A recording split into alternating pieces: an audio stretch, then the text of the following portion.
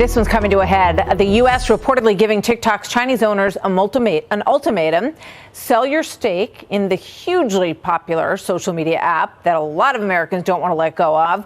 Also that the FBI says presents a threat to national security, or you're going to be gone from our shores.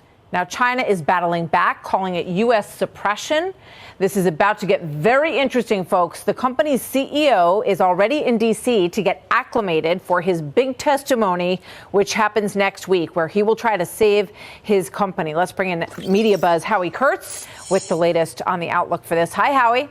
Hi, Martha. The showdown over TikTok, the insanely popular app used by 2/3 of American teenagers, is really heating up. And for the first time, there's the very real prospect that President Biden could ban it. The administration has now issued a threat, as you say, based on very real national security concerns about the Chinese-owned company. The Biden ultimatum, if it is an ultimatum and not just hardball negotiating, is that TikTok's owner must sell the company to a buyer outside China, presumably in the U.S., or the ban will take effect. President Trump also tried to force such a sale, but it fell through before he left office. Biden is clearly bowing to pressure from Capitol Hill. Senators Marco Rubio and Angus King are pushing a bipartisan bill that would do precisely what the president now proposes. The message to TikTok: divest or die in America. And the politics are clear. Nobody wants to be seen as soft on Beijing heading into an election year. Now, TikTok is already being banned on federal government and military phones and by some state governments out of concern that the Chinese regime, which actually owns a share of TikTok's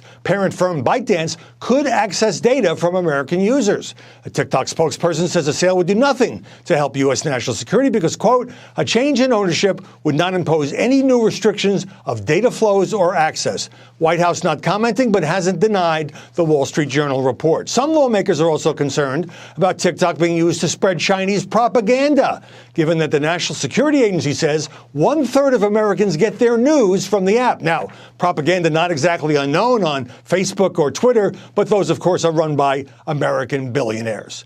No one wants TikTok to turn into a pocket-sized version of the Chinese spy balloon. That's why both the White House and Capitol Hill are ratcheting up the pressure in an already tense relationship with Beijing.